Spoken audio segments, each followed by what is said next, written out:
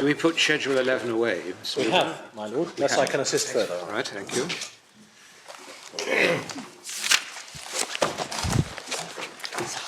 My lord, that, my lady, that leaves me to make good 2 points in response to my learned friend's answer to our case on issue 1. Okay, thank you very much. The first objection taken by the respondent's case at paragraph 21 to our success on issue 1 is that if we succeed on issue 1, we would unpick arrangements which had innocently been made before the 20th of May 2009 by persons who relied on Burroughs and Brent and Thompson and Elmbridge, and that would be potentially prejudicial. In particular, my learned friends draw attention to the fact that some parties will have entered into wholly fresh tenancies, as in fact is reflected by the terms of Schedule 11 themselves, which are disapplied where a wholly fresh tenancy has been entered into. With great respect to the respondents, we say there is nothing in that point. It has always been possible for the tolerated trespassers to restore their existing tenancies. Section 85 has throughout been available, assuming that we are wrong on our Section 82 point and the tenancy ended. What a person who has entered into a new arrangement has done is to effectively take the new arrangement in preference to the ability to revive their old rights. Put another way, the new agreement has worked a determination of the prospective revival of the old tenancy. We're unable to identify any prejudice that might result from that situation. Is that a process known as novation? My lord, it would be in classic landlord and with tenant terms, but obviously the tolerated trespasser is not giving up a tolerated a tenancy, they're giving up their right to revive the old one. Yes. They're taking a new tenancy in its place. My learned friend's second point is that there is now an elaborate scheme in Schedule 11 Part 2 for replacement tenancies, and our success on issue 1 would upset, as it were, the statutory apple cart in relation to Schedule 11 Part 2. May I offer the following responses? Firstly, Schedule 11 Part 2 purports to apply to assured tenancies, to which, as we now know, it has no practical application. Prejudice would not be caused. What? Would not be caused by saying that the provisions in relation to secure tenants likewise have no practical application.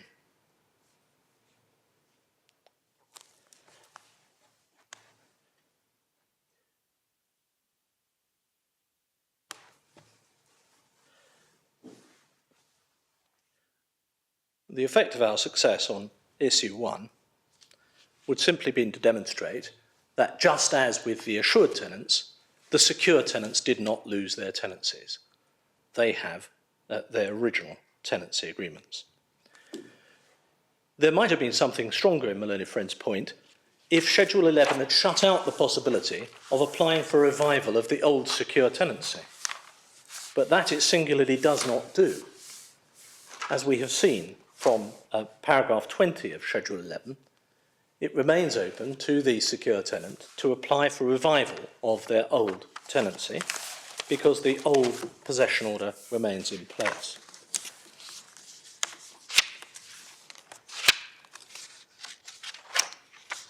My learned friends make much of the possible complications arising from the detailed provisions of Part 2 and the way in which they address particular species or aspects of the new replacement tenancy. I hope the Court has seen sufficient of Part 2 of the new Schedule 11 to realise that this new schedule brings a host of new problems, difficulties and complexities. Far from causing further complexities and difficulties, allowing our appeal on issue 1 will resolve those matters and produce the clearest possible solution to the position. That is to say, that the secure tenants will continue to have their original tenancies. Really, the schedule is pro non scripta. The schedule is pro non scripta, really, because it has no purpose. It will still speak in relation to introductory tenancies and demoted tenancies, but it will not speak in relation to secure tenancies and assured tenancies because it need not.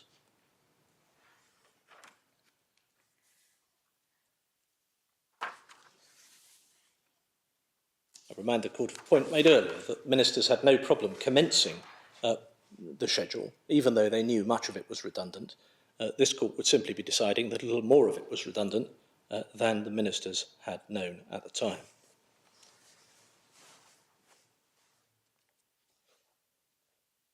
There are indeed great advantages in taking the course urged upon the Court, when we take into consideration what Schedule 11 Part 2 in fact does.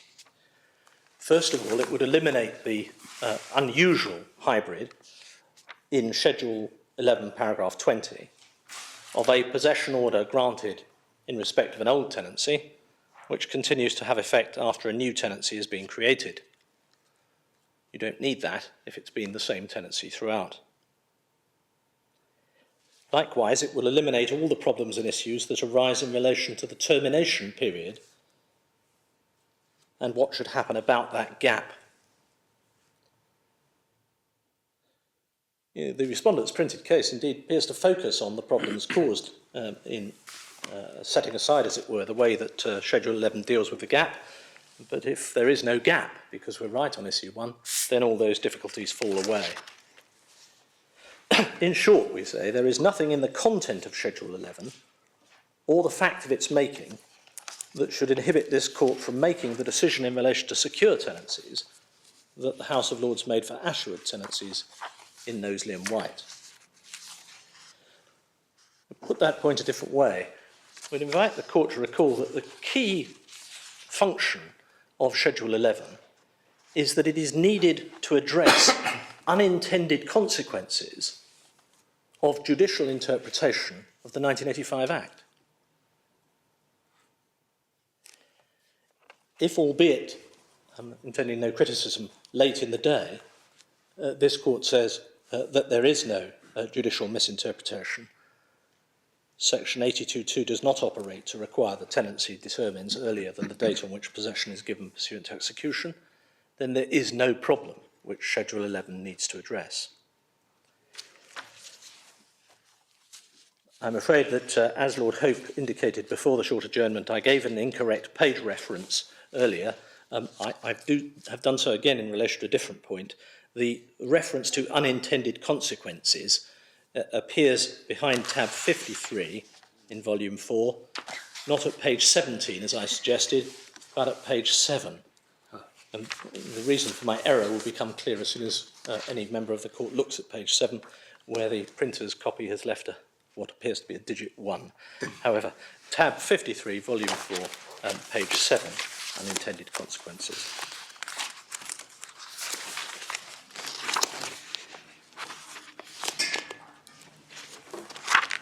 Finally, my lords and my lady, I need to say something about what happened in the court below. The Court of Appeal had reserved judgment in the instant appeal, and before that judgment was delivered, the House of Lords delivered its judgment in Knowsley and White. So the court below did have the opportunity to consider that judgment, to take account of it, but obviously it was not open to the court below to take the step that I'm inviting this court to take, because they were bound by the decision in Knowsley and White of the House of Lords not to address the secure tenancy. Sorry, so the court below, you had the argument before the Lord's decision. We had the argument before the Lord's decision. And so you made all the arguments, but then the court was faced with the House of Lords decision? Oh, my lord, no. The present point was not open in the court below, because the court below was bound by Thompson and Elmbridge. Oh, I'm sorry. As approved in Burroughs and Brent. It simply happened that after the argument on the remaining issues, to which I'm about to move, right, Knowsley and White was decided, and for obvious reasons it was thought sensible by the Court of Appeal to invite submissions about how Knowsley and White coloured the position. And Lord Neuberger's reasoning was before them, I think. Indeed it was, my lord, and in particular the policy points were extracted from it by Lady Justice Arden in her judgment. My lord, in those circumstances, all I need to draw attention to in relation to the Court of Appeal's judgment, which is in the appendix in the core volume, is to invite the Court very briefly to page 71 and paragraph 21 of the judgment of Lady Justice Arden. Because with respect, I'm going to invite the Court to say that Lady Justice Arden goes a little too far At paragraph 21, bottom of page 71, she says, as to the law on tolerated trespassers, the House considered but rejected the idea that it should reconsider the correctness of the decision in Burroughs. As my Lord Walker of Gestingthorpe put it, that decision had become too firmly embedded to be dislodged. I hope I'm not doing an injustice to Lady Justice Arden to suggest that that is not what my Lord Walker was saying. I think I was talking about the phrase tolerated trespasser rather than the principle. Exactly so, my Lord. Unfortunately, Lady Justice Arden has read my Lord's speech as indicating that Burroughs has itself become too deeply embedded to be disturbed. And I thought it worth drawing attention to that in case any member of the court feels it appropriate to draw attention to that misunderstanding of paragraph 4 of the speeches in Knowsley and White. My Lords and my Lady, finally, if we succeed in persuading this court on issue 1, what then follows? What follows is that Mr. Alan Austin would have been still a secure tenant at his death in February 2005.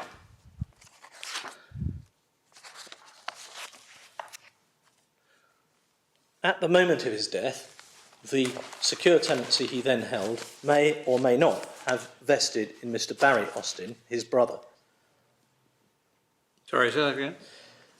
If he was still a secure tenant at his death, my Lord, in February 2005, then the tenancy may have automatically vested in his brother, Mr. Barry Austin. The reason for the use of may is that the council accept that Mr. Barry Austin is a brother, but there is a prerequisite for succession that the successor must have lived with the deceased for a period of 12 months. And there has been no determination yet of that issue. So a finding for the appellant in his capacity as a prospective personal representative of the estate on issue 1 does not lead automatically to him becoming the secure tenant. That will require determination in proceedings. It doesn't look as if it's going to be too difficult to show, judging by what the agreed statement says. Is that right? Because it said that he moved in October 2003, which is more than a year before the death. Well, it would be inappropriate of me to suggest that my learned friends have been trapped out of taking the point by the way in which the statement of facts and issues is phrased. My learned friends have been very careful throughout to seek to reserve this point. Whether they pursue it further is a matter for them. Yes. My Lord, we certainly shan't be pinning all our colours to the mast-marked statement of facts and issues. We hope we've got a very strong factual case on 12 months.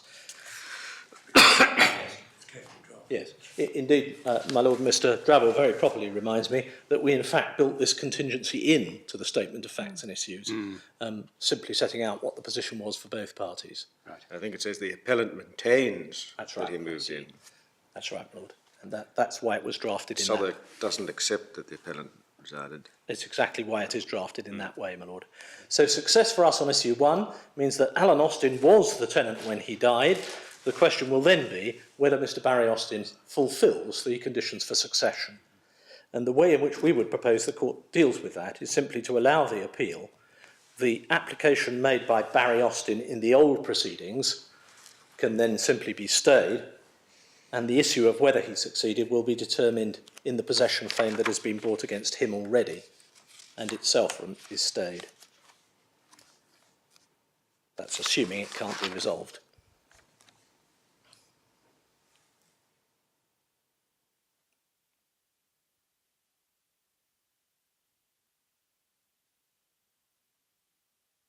I should indicate, my lords, that Mr. Austin asked me to indicate that he intended no discourtesy this morning in repeatedly leaving my lord's court.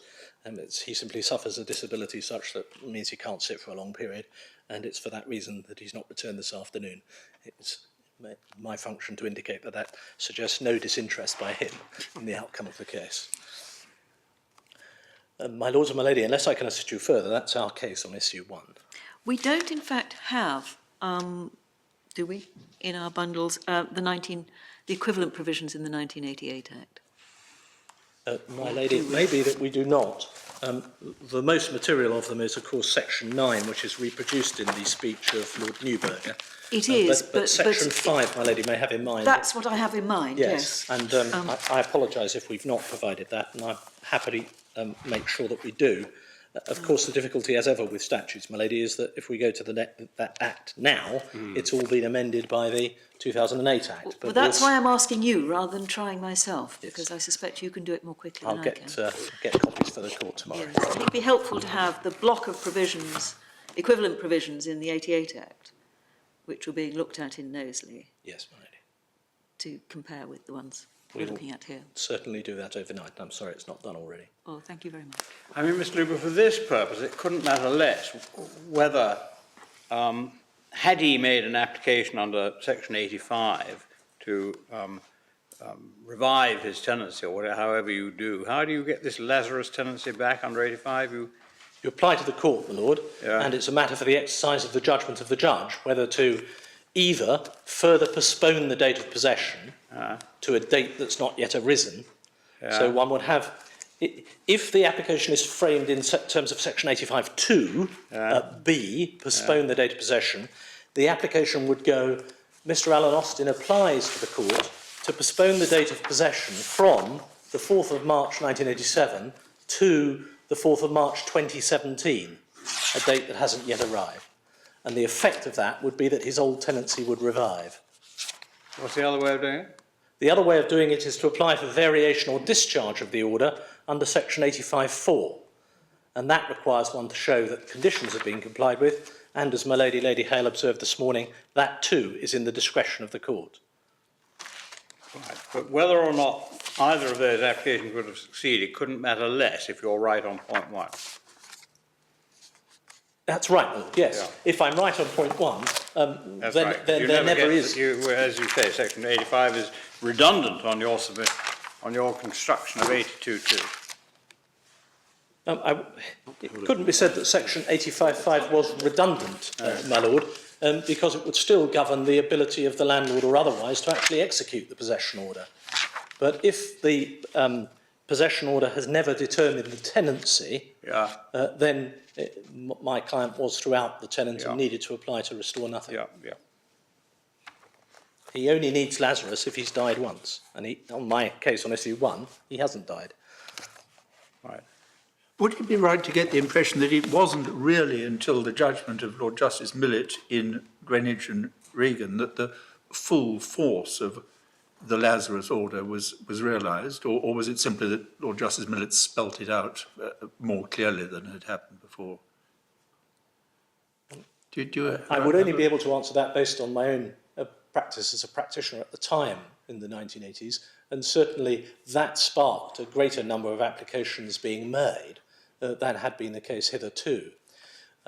Very shortly after the decision, I think it's very shortly after, my learned friends and my junior will be able to correct this, but very shortly after, it was appreciated that if you could apply for revival retrospectively, then you could bring a retrospective claim for damages for breach of repairing obligations. Because by definition, if you were non-tenant in limbo, you'd lost your rights to have repairs carried out, both under contract and statute. Once Lord Justice Millett had identified in Greenwich and Regan that you could revive, and in particular Lord Justice Ward, I think, had used the phrase Lazarus-like, then it was realised that you could do this retrospectively. And of course that then spawned another lot of satellite litigation about whether the retrospectivity would regenerate the entirety of the past tenancy, including the repairing covenants. Thank you very much. So does that mean we go to issue 2? Yes, my lord. And issue 2 bears the preface that all the remaining issues bear, that of course they assume that I've been wrong in advancing the appellant's case on issue 1, and that he did lose his tenancy on breach back on the 4th of March 1987. Issue 2 invites this court to determine whether the right to apply to postpone in section 85(2)(b) is a transmissible right that passes to the deceased former tenant's estate.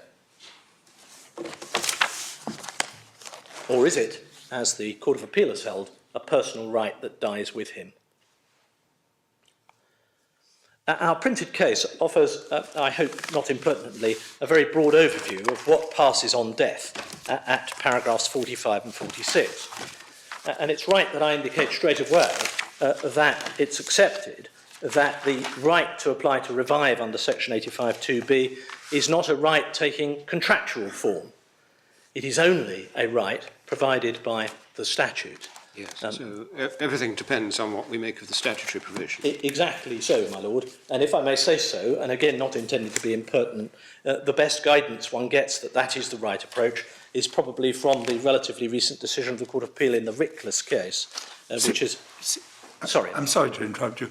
Since you refer to paragraph 46, I think I should point out Yes. paragraph 46(3) contains what I think is a pretty elementary howler, which a first-year law student would not make. But Obviously minor amount. well, real estate in English property law doesn't include all interest in land because it doesn't include leasehold interest. Indeed, it doesn't, my lord. And I apologise that that has remained there unqualified, notwithstanding the fact that we've included the materials which say Yes, it. but I don't think it has any effect on the outcome of the case. Well, I am suitably chastised, my lord, and I shall look with even more care at the draft cases that I see in future. I apologise for the error. My lords, I was suggesting, pursuant to Lord Hope's invitation, that the concentration should be on the statutory regime, that we need, as far as authority is concerned, nothing more than Lord Brown-Wilkinson, as he became Vice-Chancellor Brown-Wilkinson's judgment, in the Rickless case, which is at tab 27 in volume 3.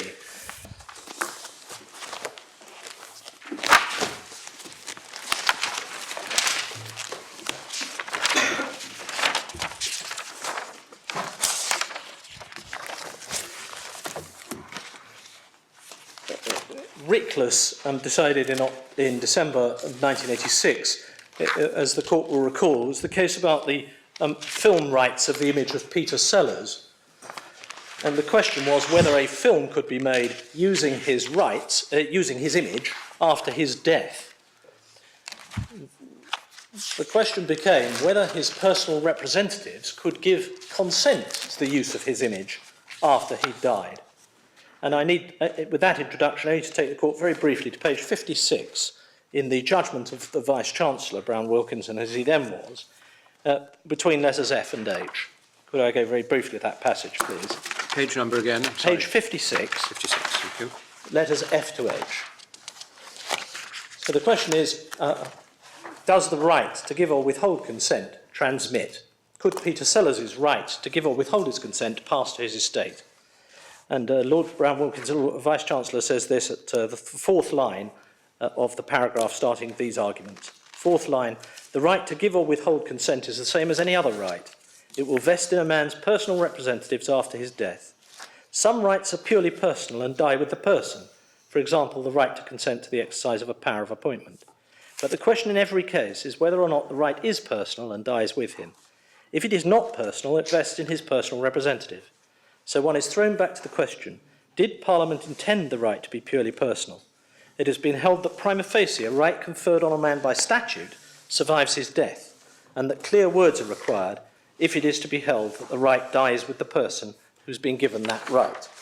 There are no such clear words in this case, therefore in my judgment the right to give or withhold consent survives the death of the performer and vests in his personal representatives. That is the precise approach I invite this court to take in the instant case, to ask whether Parliament intended the right under section 85(2) to be purely personal, and to assume, prima facie, that it did not, and that the right passes unless the statute indicates the contrary.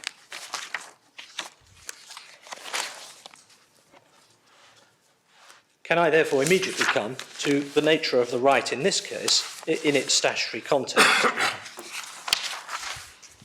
The right in play in the instant case is the right of a tolerated trespasser to apply for the exercise of the power in section 85(2)b to postpone the date for possession in the possession order and thus revive his tenancy, the Lazarus application.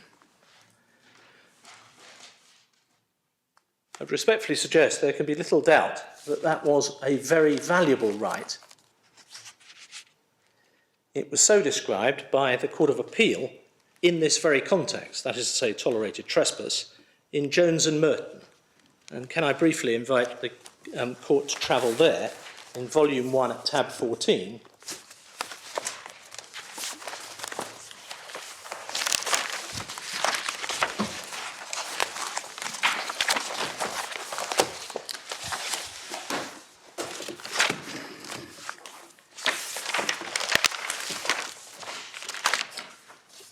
In Merton and Jones, Volume 1, tab 14, the issue for the Court of Appeal was whether a tolerated trespasser had to give notice to his former landlord that he was leaving the property. The Court of Appeal held that he did not. But at paragraphs 8 and 9 of Lord Justice Wilson's judgment at page 1273, he puts the position in context. And he says at the top of page 1273, a tolerated trespasser is a former secure tenant against whom an order for possession has been made, in which the specified date for him to give possession has passed, but which has not been executed. So he has a valuable right, potentially, to secure the revival of his tenancy. He then describes the three ways in which a person can be tolerated. Tolerated by consent, tolerated passively, or tolerated because the court has restrained eviction. In paragraph 9, he indicates an estimate of 750,000 tolerated trespassers, and he says at letter D, it seems that because of the chance that tolerated trespassers will secure a revival of their tenancies, many owners of public sector housing stock, however unwisely, omit to distinguish between their tenants and their tolerated trespassers. That passage going back as a matter of policy, as it were, to points I was making on issue 1. So there we have the Court of Appeal identifying this right as a, quote, very valuable right. Can I then go forward in the judgment to page 1278 at paragraph 27?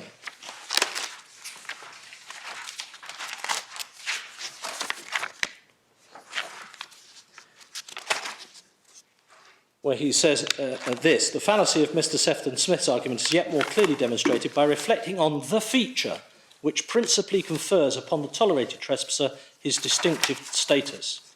It is the right to secure the revival of the tenancy by obtaining an order either for postponement of the date set by the order for possession or even for the discharge or rescission of the order itself pursuant to section 85(2)(b) or 4 of the Act. The right is lost not only when the order for possession is executed against the tolerated trespasser, as provided by 85(2), but also when execution is no longer required to give effect to the order. See the decision of the Court of Appeal in Dunn and Bradford. And that was a case in which it was said that execution wasn't necessary because the tenants had moved out and taken up occupation elsewhere. The Court will see that between letters D and E, Lord Justice Wilson refers to my lady's judgment in that case as to the meaning of execution of the order. What we get from paragraph 27 and the earlier reference in paragraphs 8 and 9 is that this is the critical right in relation to tolerated trespass, if there is such a thing. It is the right to secure revival. It is valuable. And it is lost only when the order for possession is executed or when execution is no longer required to give effect to it.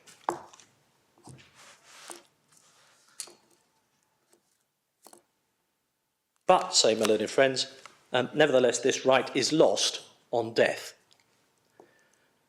Our first rejoinder to that is it is a surprising submission in a scheme which envisages the secure tenancy itself surviving death.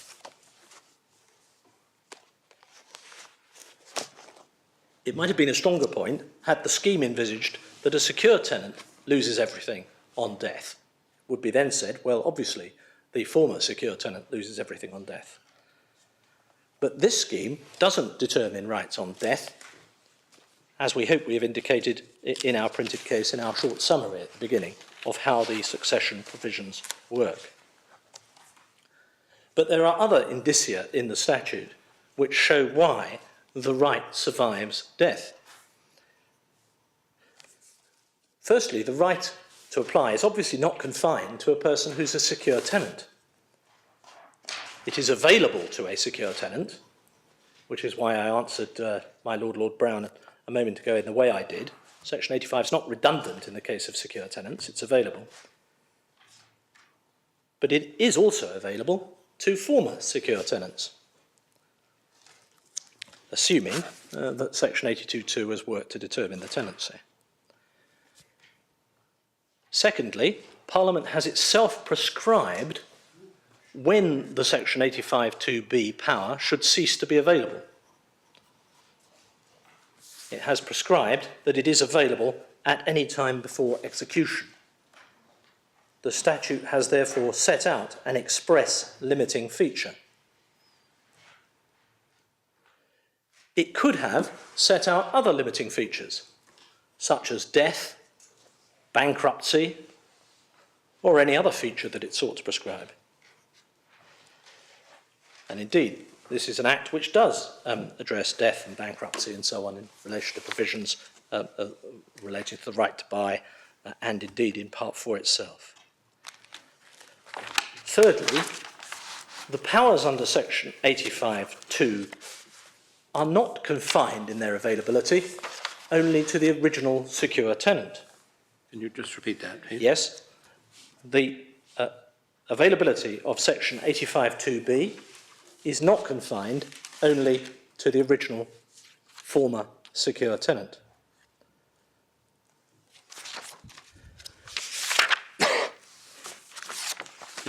I'm just, sorry to pick you up on that. I'm just looking at subsection 3A, Yes, my Lord. which the first line refers to imposition of conditions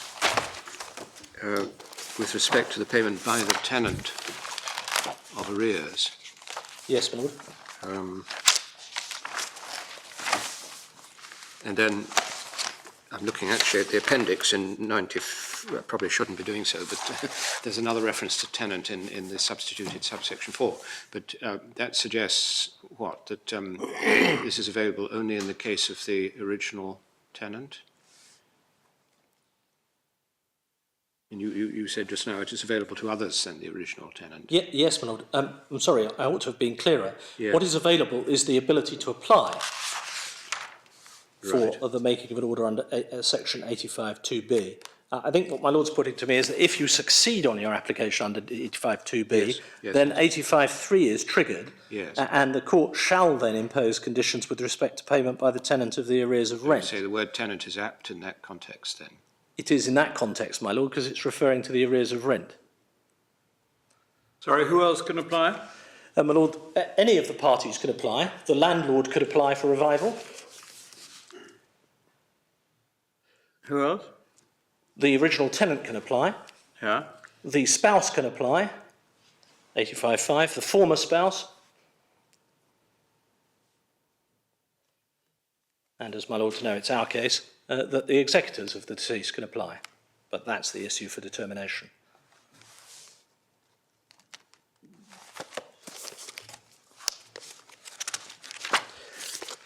The references to the landlord's ability to apply are contained in boroughs themselves. Lord Jauncey at 1457 D to E, unfortunately referred to as Lord Brown Wilkinson by Lady Justice Arden at 41, but nothing turns on that. What the landlord can do also is apply to restore. If that appears far-fetched, can I indicate a situation not very different from the present one? Firstly, a landlord may apply to revive precisely because it wants to rely on the obligations in the original tenancy agreement. At very lowest, you shall cut the grass or something of that nature. But a landlord may also wish to make the very application that is made in this case to fix the succession of the tenancy. Take a case like the instant case, a one-bedroom flat that's occupied by one man. One-bedroom flats are not in the highest demand in all local authority areas. The local authority might be quite happy to have the tenancy immediately go from the late tolerated trespasser to his brother. In those circumstances, it would apply for an order retrospectively reviving the tenancy. The great advantage that would have for the local authority is the successor would be liable for rent from the date of death of the late tolerated trespasser. And that's a great advantage for the local authority because it avoids all this problem about the tenancy first going into the estate and so on and so forth. So even in this context, it can be to the advantage of the landlord to apply under section 85(2)(b).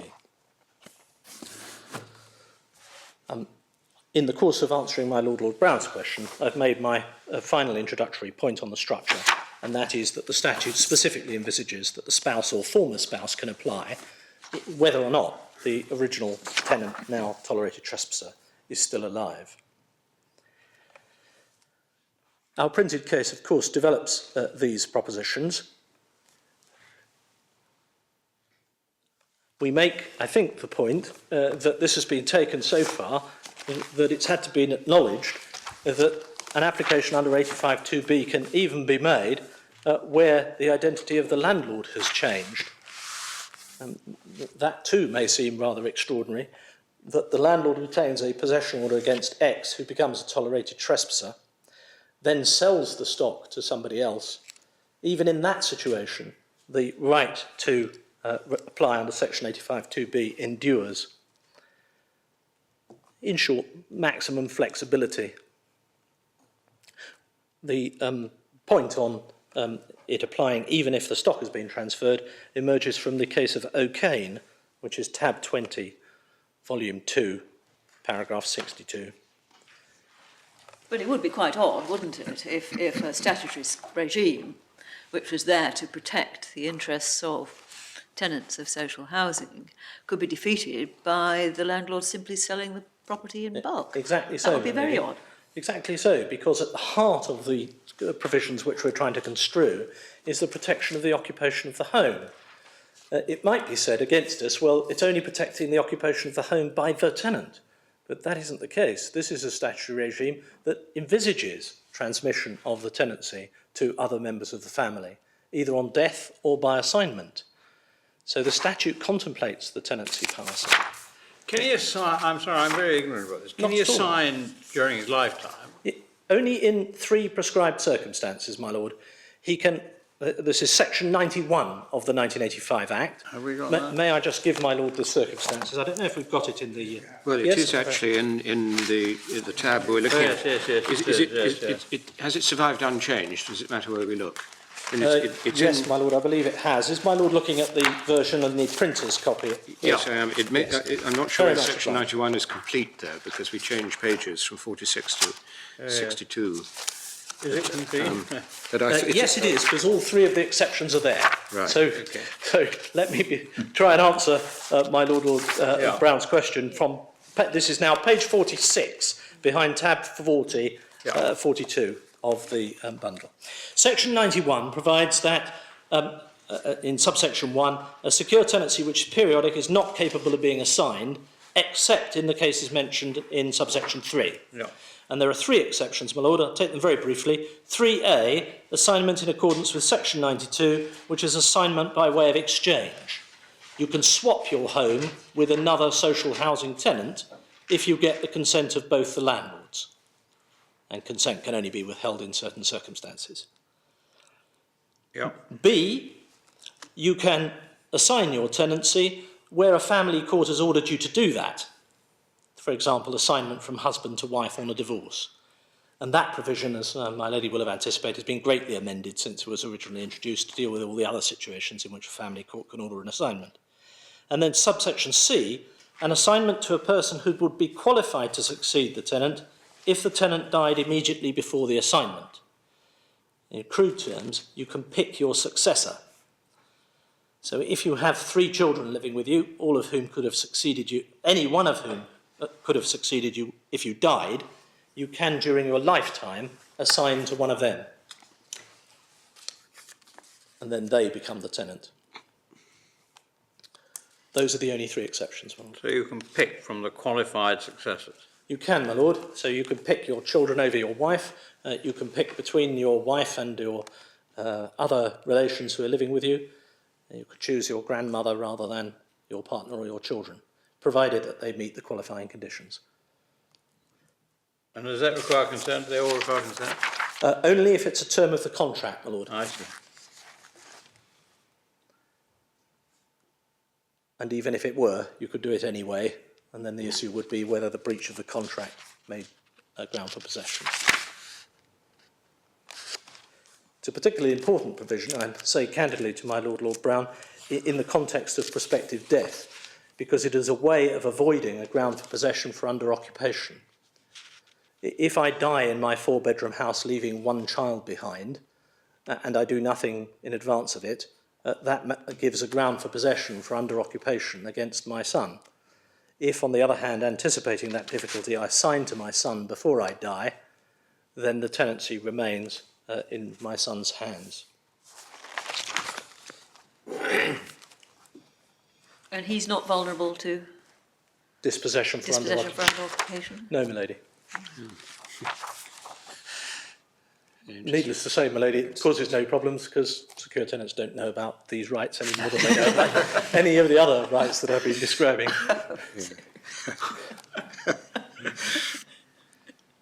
However, I hope I've answered sufficiently my Lord's question. And of course, my Lord, all of those assignments have to be made by deed in order to be valid. Subletting doesn't really matter. No, my Lord, Here I don't really think does. so. It's a separate thing, but not relevant to the thing we're discussing. No, I my think. Lord. I think my Lord, Lord Brown was asking me about assignment in the context of the difference perhaps between that and succession on death.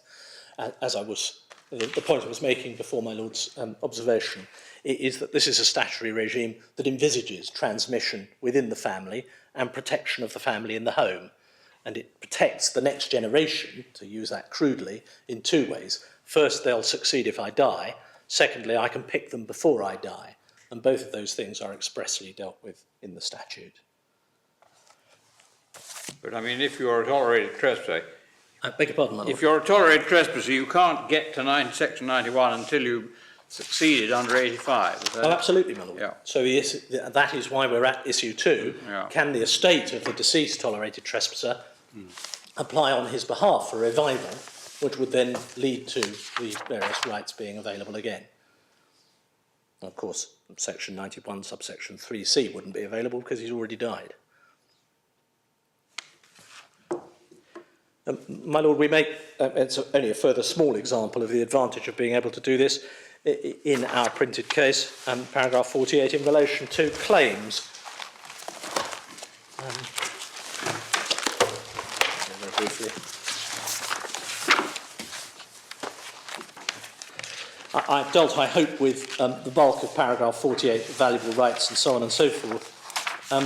But the very last point we make in paragraph 48 may require a little further explanation. I say there it would produce a result in which the estate would take, for example, the benefit of a prospective claim in nuisance that the occupier had accrued while a tolerated trespasser, but not the ability to revive the tenancy so as to be able to couple the claim in tort with a claim in contract. It arises in this way, my Lord.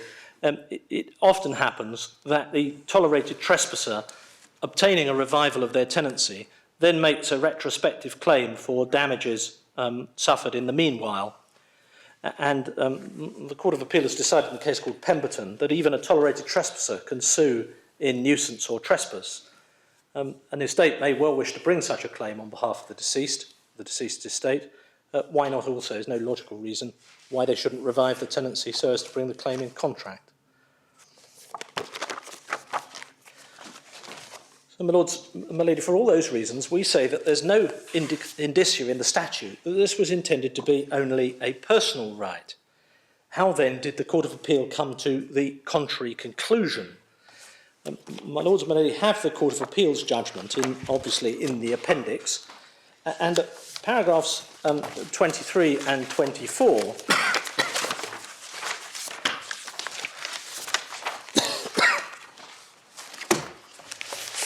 page 72 of the appendix,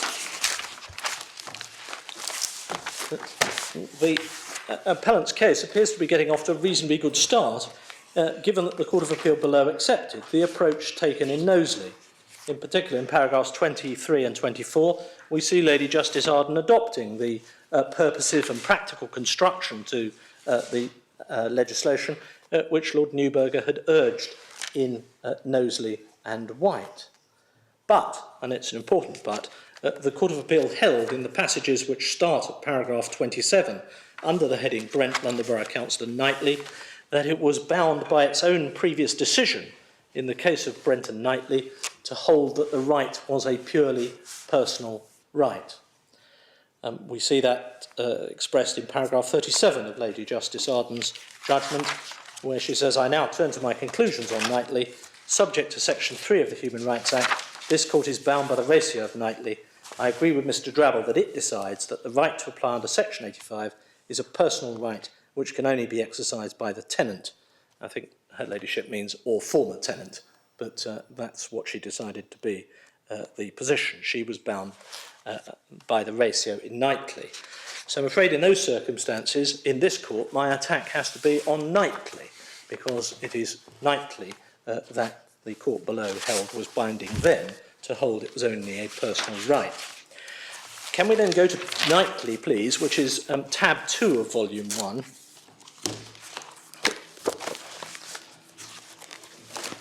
I mean, it's pretty obvious that Lord Justice Longmore thought that Knightley was right to decide it.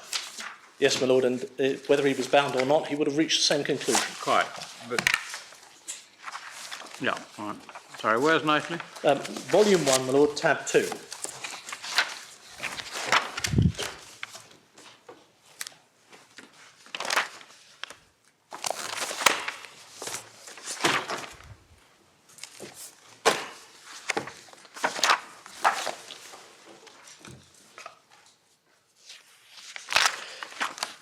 My lord, as is so often the case in this class of litigation, the issue now before this court didn't arise directly initially in that case. What happened was that the late Mrs Knightley was the tenant of the London Borough of Brent. On her death, the daughter, Janet Knightley, went to Brent and said, "I succeed." And they said, "No, you don't, because your mother's tenancy was ended by a possession order." She having been turned away, the council then applied for a warrant to execute the possession order. And can I pick it up at page 860? We'll see what happened then. This is the end of the first full paragraph, some 5 lines up.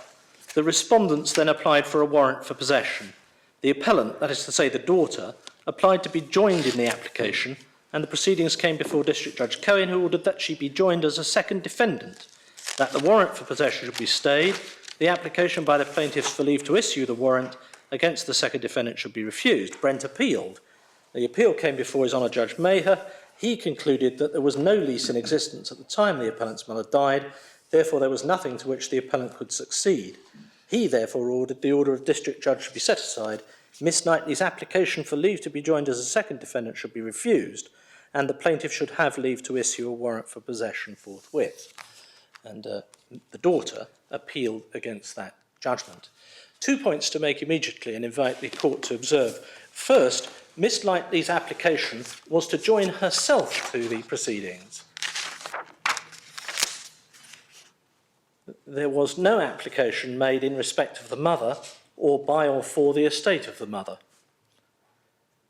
The daughter's application was her own application to join. Secondly, His Honour Judge Maher's judgment was delivered before the decision of the House of Lords in Burroughs and Brent. And thus it is that on page 860, Lord Justice Aldous, after dealing with the history of the application, goes straight to Burroughs and Brent, which has, of course, dealt with the effect of suspended possession orders. We can therefore pick it up, please, at page 862, where at mid-page, the paragraph starts following. Following the reasoning of the House of Lords in Burroughs, the tenancy came to an end when the order of May the 31st became operative. I should say this is a suspended order, it became operative on breach. The orders for suspension did not revive the tenancy.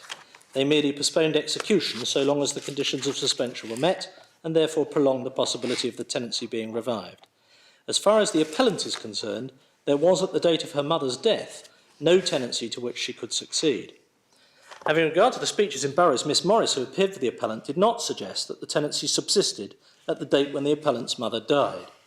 She submitted, as Burroughs made clear, that the tenancy was potentially continuous and could be revived, and if revived, the tenancy retrospectively was continued. She submitted that at the date when the appellant's mother died, it was possible to make an application under Section 85 to postpone the order for possession, which would have revived the tenancy.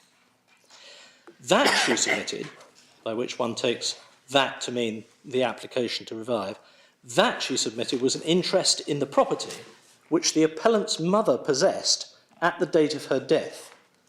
The appellant had succeeded to that interest both as her daughter and because she was, like her mother, a tolerated trespasser, and was therefore entitled to apply for a postponement order, and if so, the tenancy would revive on her application. Those submissions are untenable. The right to apply for a postponement of an order for possession is not an interest in land capable of being inherited. Further, the right to apply under Section 85 is a right given to the tenant and in subsection 5 to the tenant's spouse or former spouse.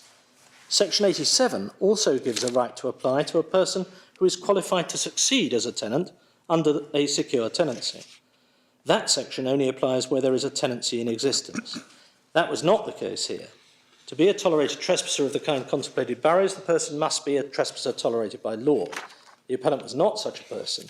In my view, there is no right given to a person in Miss Knightley's position to apply to revive a tenancy, and no tenancy existed at the time when her mother died. I conclude the appellant had no right, and does not have any right, in respect of the tenancy that existed between the respondents and the appellant's mother. The judge came to the right conclusion, appeal dismissed. Lord Justice Sheeman agrees, and adds only this: the only possible way that young Miss Knightley could succeed here is under Section 89, which is the succession provisions. That section only applies where a secure tenant dies. Here, for the reasons given by my lord, old Mrs. Knightley was not a secure tenant when she died. That concludes the argument. I would dismiss the appeal. The first noticeable feature of that approach is that, of course, it doesn't start where my Lord Hope half an hour ago invited me to start very properly, which is with the statutory scheme in order to determine whether the right under Section 85 is a transmissible right or not. What Lord Justice Aldous appears to be doing is addressing the way in which the case was advanced to him by the daughter's representative. First, he holds, I'm looking at the passages obviously at the bottom of page 862. First, he holds that the right under Section 85 is not an interest in land. Well, it's certainly a statutory right under Section 85 2b. The issue isn't coloured in our respectful submission by whether one describes it as an interest in land or something else. It is a statutory right. The question is, does it pass? Secondly, the Lord Justice Aldous holds that the right to apply is given to the tenant and the spouse or former spouse only. And as we've indicated, that's unnecessarily inhibited because it's given to the former tenant as well as to the tenant, and it's also given to the landlord. Then he adds, Section 87 also gives a right to apply to a person who's qualified to succeed as a tenant under a secure tenancy. With great respect to his lordship, that's simply not the case. Section 87 gives no right to apply to a person who is qualified to succeed. You've either succeeded or you haven't. And I think that is what the learned Lord Justice means by the following sentence. That section only applies where there is a tenancy in existence. We hadn't actually looked in detail at Section 87, but it is set out in the Queen's Printer's copy, isn't it, at page 44? Page 44, Yeah. Section 87.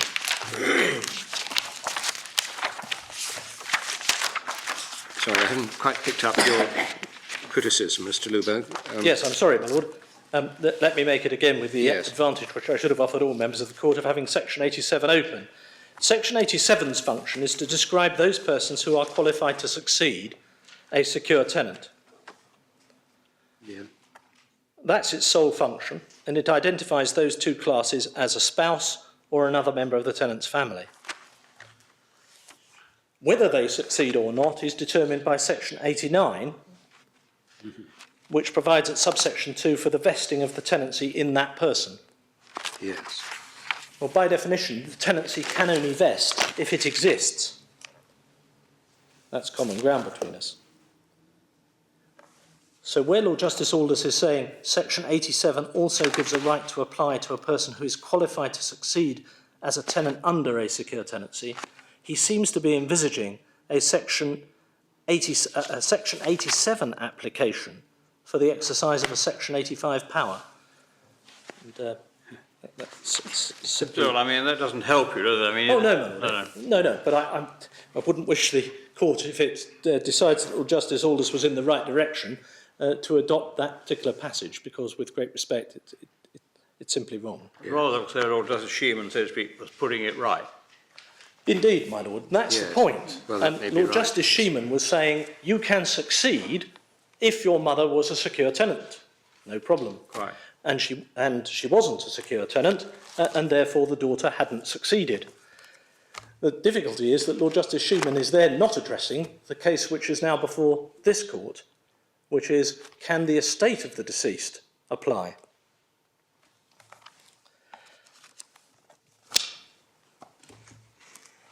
And therefore, the question becomes whether the court below in this case and the court in Knightley were right to decide that in this passage, Lord Justice Aldous had decided that on a true construction of the Housing Act 1985, the right of a former secure tenant to apply under Section 85 was personal only and could not pass on death.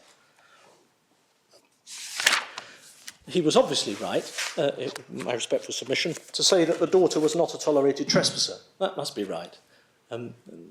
No question could have arisen about the daughter being a tolerated trespasser.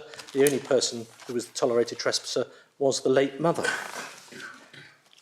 But as seems relevant... She was a tolerated trespasser only in the sense that if she was living at the flat with her mother, then she was a licensee, in effect, of a tolerated trespasser. Exactly so. That's the correct understanding. And there seems to have been the suggestion that somehow she was entitled to apply for postponement because she was herself a tolerated trespasser, and that can't be right. So she couldn't apply for revival as a tolerated trespasser. She couldn't apply for revival in her own right.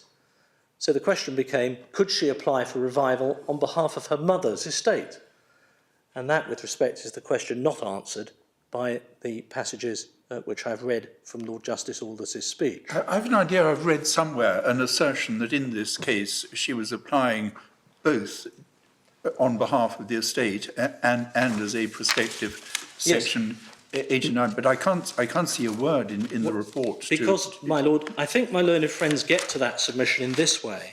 They rely on the words just above the paragraph starting, those submissions are untenable.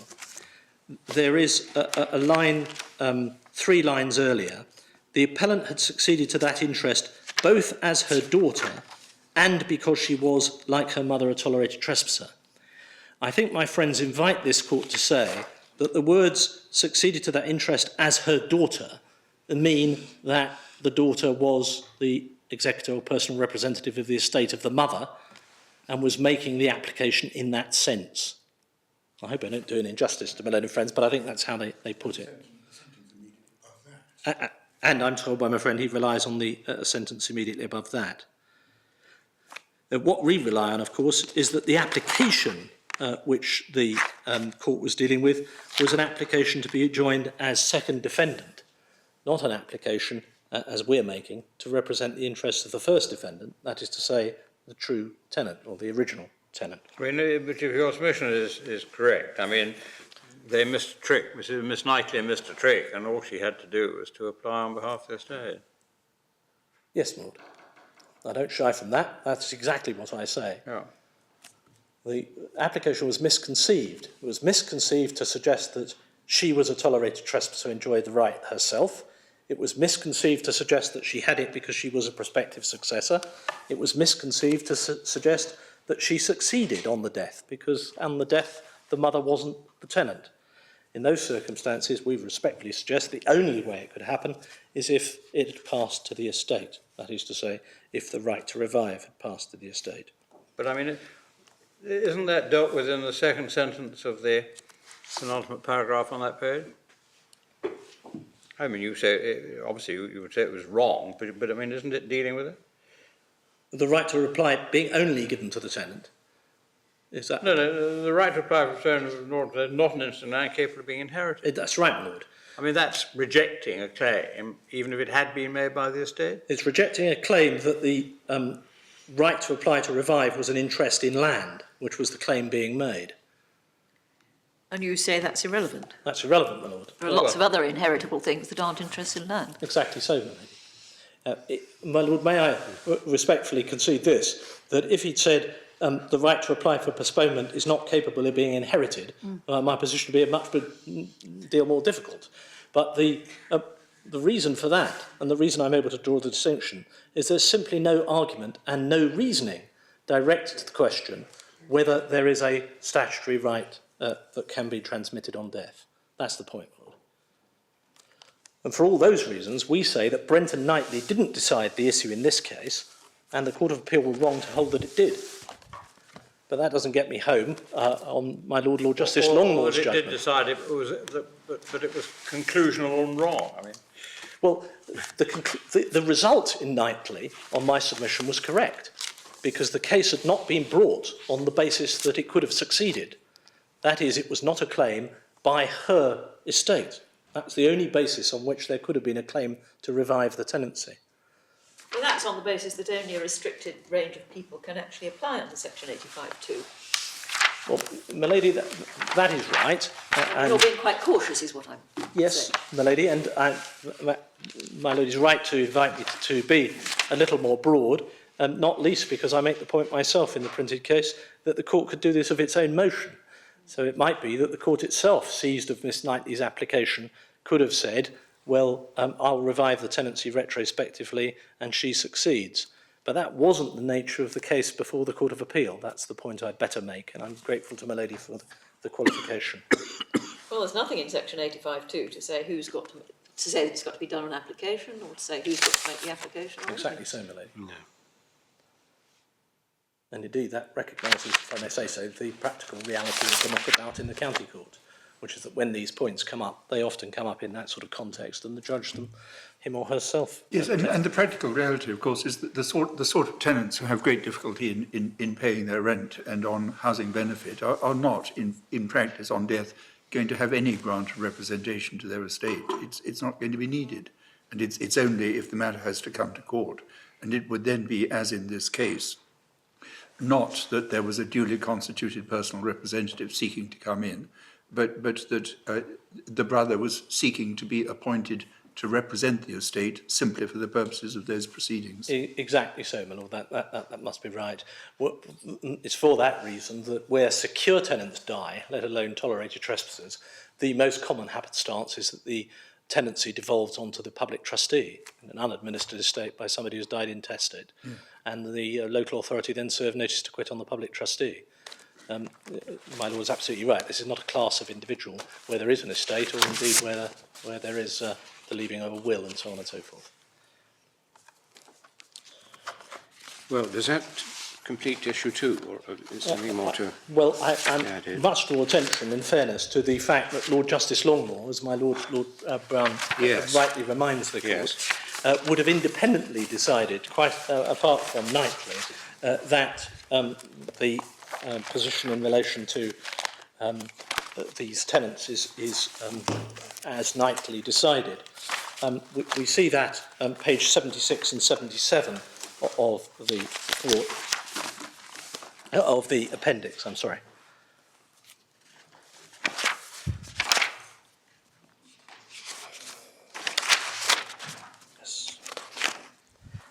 Yes, is he correct in his quotation at the beginning of, the second last sentence of 53, saying it was incapable of being transmitted?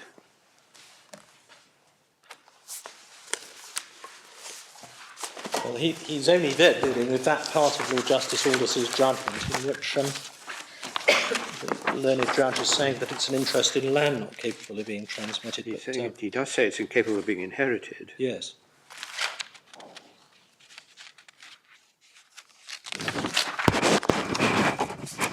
Yes, indeed. He's actually using that. does he ever Precise use formula. that phrase? It's difficult, I can't see it. No. No, he says it's not an interest in land capable of being inherited. Yes, he certainly says that. Does he ever say the other? Doesn't appear to do so, my lord. No, with that rather unsure treatment of the decision in Knightley, paragraph 54, Lord Justice Longmore then goes on to develop his own view if the matter were at large, and he does make a stab at parliamentary intention. He says Parliament plainly intended that the person who would otherwise be entitled to a secure tenancy if it had been revived should not be able to apply to revive it in his or her own name. Parliament plainly intended that the person who would otherwise be entitled to a secure tenancy if it had been revived should not be able to apply to revive it in his or her own name. Well, it's difficult to see that sentence in the context of the next. To hold that the deceased's estate can apply to revive it for the purpose of enabling that person to obtain a secure tenancy would be to circumvent, if not flout, that intention by means of a legal device. With respect, it's a little difficult to follow. Well, is that a reference to 87 and 89's use of the concept of succession on death of a tenant, period? I mean, I think that's what it must be referring to. Absolutely right, my lord. Yeah. Insofar as Lord Justice Longmore is seeking to say the statutory regime for succession provides for succession to secure tenancies, he's obviously right. No difficulty about that. But this isn't a case about succession. This is a case primarily about the right to revive the old tenancy. If the old tenancy revives, then it follows as night follows day that there will have been a succession. So I've got no difficulty with the provisions of sections 87 to 89.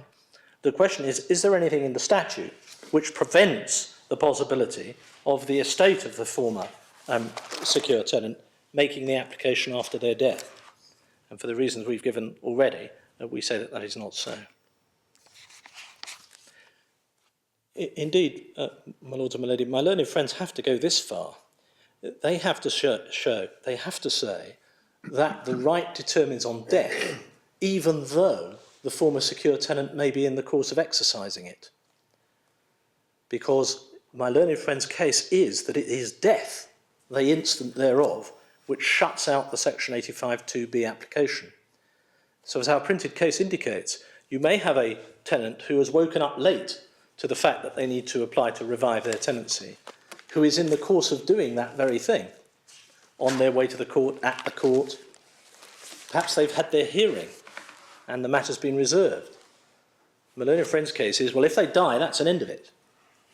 The application to revive cannot be pursued because your rights fall away at your death. I mean, it's probably not a very helpful intervention, but that wouldn't be unique. I mean, if you bring a libel action and you die in the middle of it or before judgment, or that's it, isn't it?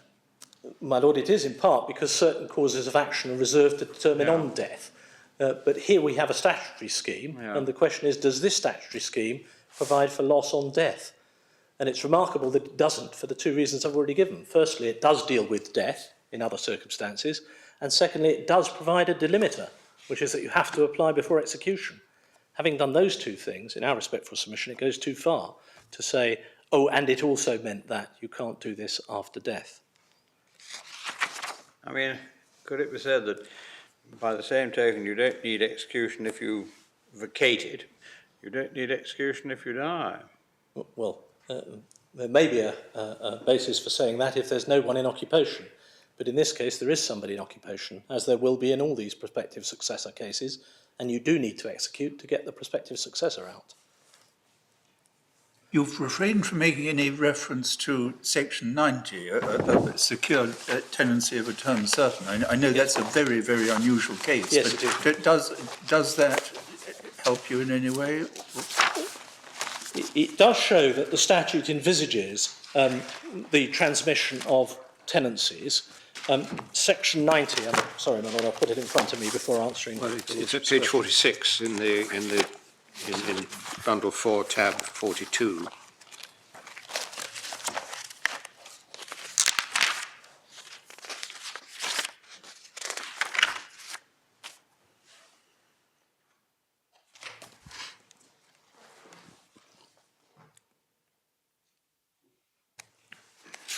Yes, my Lord. The purpose of Section 90 is to make provision for devolution of fixed-term tenancies, having addressed in Section 89 only the devolution of periodic tenancies, and only applies where the term is for a term certain. And it makes provision for the disposal of the tenancy in the course of the administration of the tenant's estate, as indeed does subsection 3 of Section 89, in respect of the disposal in the course of the administration. I mean, it contemplates that usually the tenancy then will stop being a secure tenancy, yes. But if there is a successor under Section 85 and under Section 87 and 89, if I understand it right, then that term would continue as a secure tenancy and end up with the successor. And there would, I suppose, be the possibility of a Lazarus order being sought in that situation as well. I have to be careful about that, my Lord, because Section 89 only operates in relation to a periodic tenancy, and therefore Section 89(2), transmission by a successor, can only work where the tenancy is periodic. Section 90 is making provision for fixed-term tenancies. Well, sorry. Well, what is Section 93B referring to then, if it isn't referring back to? That's right, my Lord. So it's a deemed provision to give equivalence to Section 89(2), so that 90 subsection 3 would read: the tenancy ceases to be a secure tenancy on being vested or disposed of in the course of the administrative estate, unless the vesting or other disposal is to a person qualified to succeed the tenant. So your fixed-term tenancy can end up with a successor in the same way that your periodic tenancy could, in the sense of the same target group of people end up with it. And that sends you back to Section 89, does it? Or is there a separate definition of who's... Section 87, my Lord, defines the persons qualified to succeed. Yes. So Section 87 applies generally to being qualified to succeed. That's right, my Lord. Yes. It defines the class of prospective successors, if I can put it in that way. Thank you very much. I suppose the situation is this. Say you've got a 10-year Please. fixed term and the tenant dies. That goes in, as a tenancy goes into the estate. Yes. But it stops being a secure tenancy unless, by the rules of the devolution of the estate, it goes to somebody who's qualified under Section 87. Yes, my Lord. And it's then up to the landlord whether they decide actually to bring the thing to an end. They could still continue as a contractual tenancy, couldn't it? Well, if it passes to a person who's entitled to succeed, it doesn't cease to be secure. I know, so that's what I'm saying. But if it passed to somebody else, yes, it still exists as the remaining part of a 10-year term. Exactly so, Melanie. And therefore it could only be determined in accordance with its own terms, or by a fluctuation of time. But in fact, both types, whether they're periodic or fixed term, clearly survive the death of the original tenant. Yes, Melanie, and I do apologise if I've not made that absolutely clear. Yes, well, you've made it in your written case, and you have made it orally, yes. But I think it's a very important point. Yes, Melanie, and I apologise for not having made it again here. This is a statutory regime where death doesn't end the tenancy, either in its contractual sense or in its statutory sense. The statutory position is that secure status can be maintained if a periodic tenancy passes to a successor, a person qualified to succeed, or if a fixed-term tenancy passes to a person qualified to succeed. In either case, if that fails, the tenancy remains alive and it passes, but as an unprotected tenancy, which can then be determined by a notice in the appropriate way.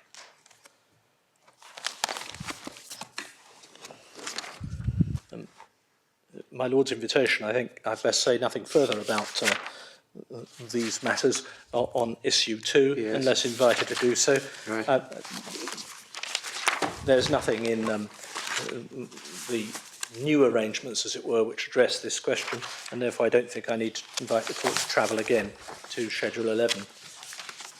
I can take, the court will be pleased to know, issues 3 and 4 together and briefly. This is, as it were, best categorised as the European dimension of my argument. And I'll deal with it briefly, if I may, by advancing 4 very simple steps or propositions.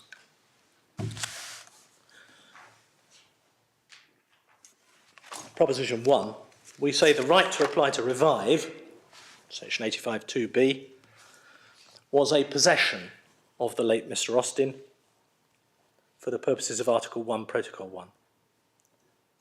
It's important that we look at him rather than Absolutely, the applicant. yes. None of this has anything to do with the human rights of Mr. Barry Austin. If he has any human rights, they're going to arise in a different context. This is all about Mr. Alan Austin's rights, the late Mr. Alan Austin's rights. And the first question is whether the right that he had before he died was a possession. I understand my learned friends say it wasn't, we say it was. Secondly, our second proposition is that a judicial construction of the statute which holds that that possession did not survive death would amount to an interference with that possession.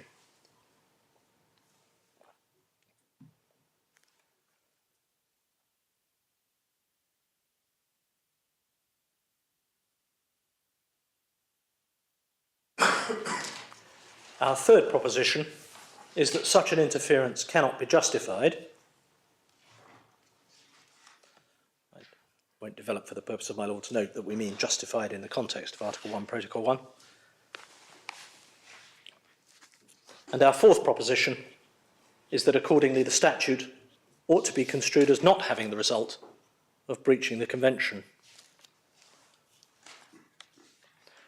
i.e. by holding that the right passes on death to the estate.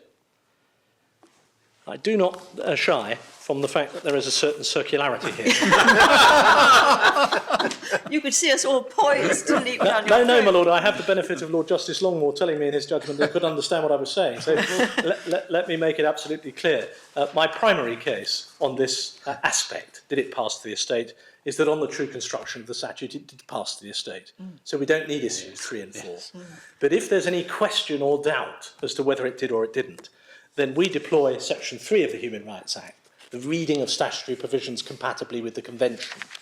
And we can only do that if we're in the territory of Article 1, Protocol 1. It's for those reasons that I developed those 4 propositions. But there are lots of things which are possessions while the recipient or entitler person is alive, but cease on death. There are lots of them. Yes, my Lord. Benefit Large- entitlements being the obvious one. Large number of Pensions. contracts and so on and Yeah. so forth. What we have here is a rather unusual creature, a statutory right to obtain the revival of one's previous tenancy. Now, it's a question of whether that determines on death, my lady. And we invite this court to answer that question insofar as it were, conventional interpretation of the statute doesn't allow it to be answered in our favour, by deploying the guidance given by the Convention in Article 1 of the First Protocol.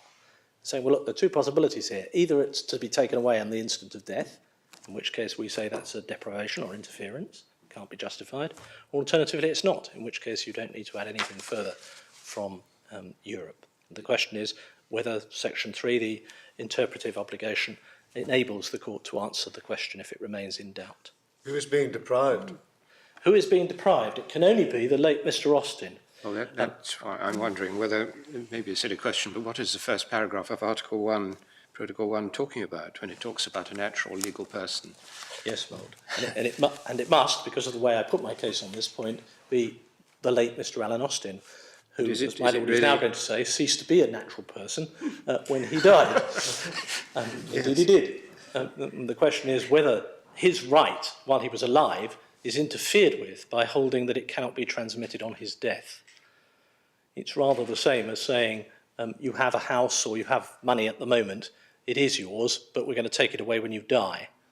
And the question is whether that would be an interference with your present possession for Article 1, Protocol 1 purposes. And we say that such a decision would be an interference with your enjoyment of your possessions.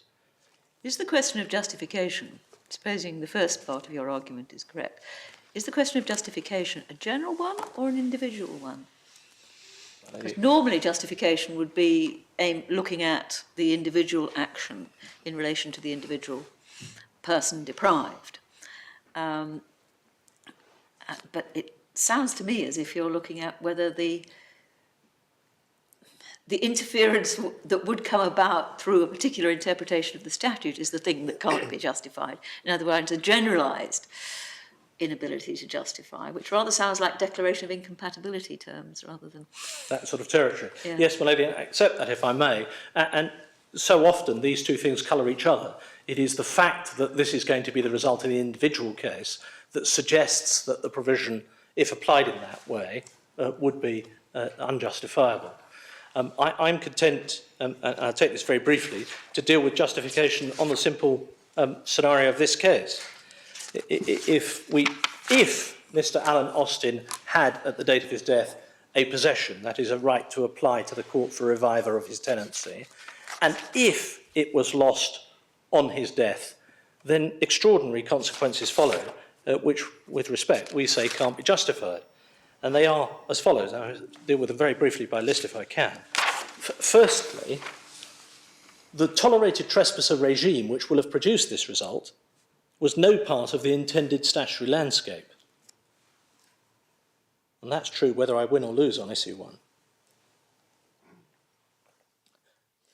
Secondly, those affected by it, both landlords and tenants, are largely in ignorance.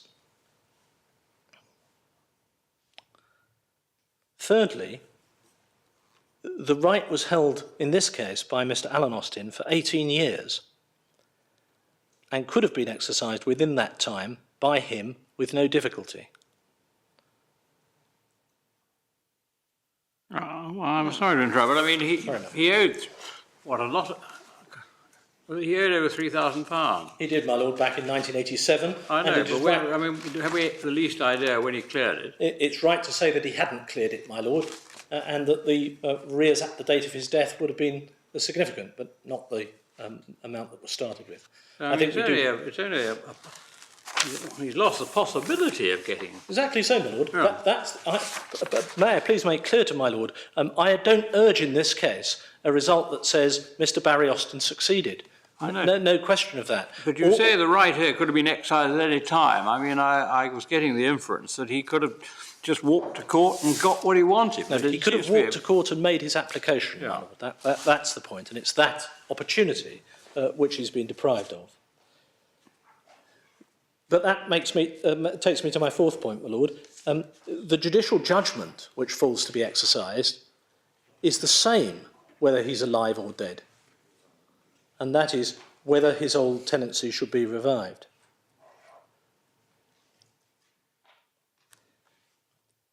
If he'd applied while alive and succeeded in his application, then his brother would have succeeded to the tenancy.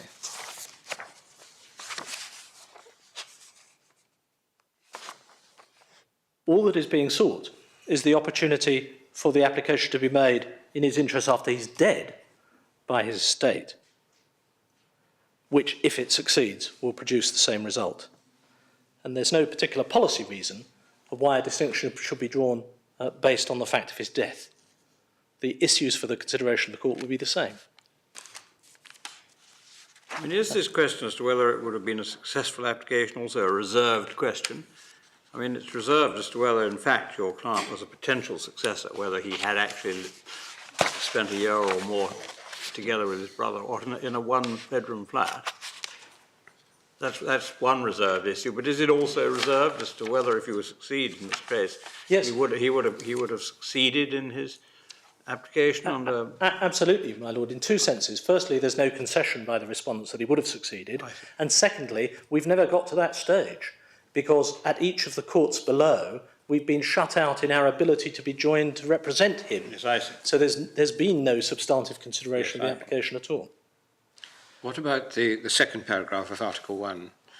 I'm not absolutely sure whether this is part of Mr. Drabble's case, but he does say that it appears that Parliament has deliberately excluded those mentioned under Section 85, and what the second paragraph talks about is provisions laws deemed necessary to control the use of property in accordance with the general interest. Yeah. One has to point. This is social housing. Yes. And if the occupation comes to an end, then the house becomes available for others on a housing list which may be very long and overstretched, and so on.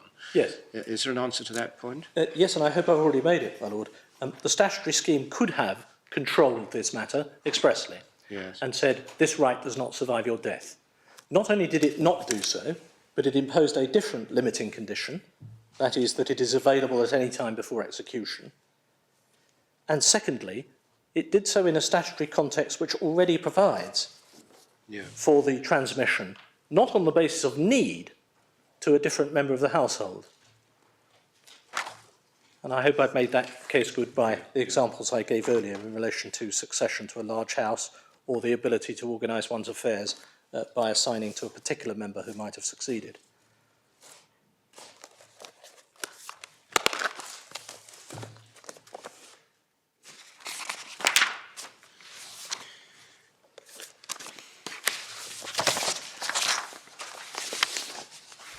My lords and my lady, that leaves only issue 5, which is whether, assuming that we succeeded on any of the other matters, the court had jurisdiction to hear us on an application under the provisions of the civil procedure rules.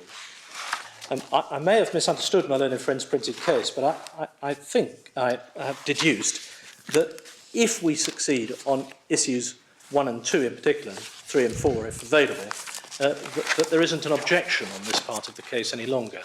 I may have misunderstood, and I obviously give way to my learned friend on that matter, but it appears from paragraph 3 of his printed case that he says that if we succeed on issues 1 and 2, and 3 and 4, then there is a discretion in the court. Well, that's how I read it. It would be bizarre were it otherwise. Yes. Well, exactly so, my lord. I'd be shut out of making an application which there is jurisdiction to entertain, which would be extraordinary. Well, let's see how Mr. Drabble puts it, and you can come back on that if necessary. Thank you very much. My lords, that's the case of the appellant, unless I can assist further. Thank you very much indeed. Thank you, my lord. Mr. Rutledge. Mr. Rutledge, do you wish to add anything? Thank you very much. Mr. Drabble.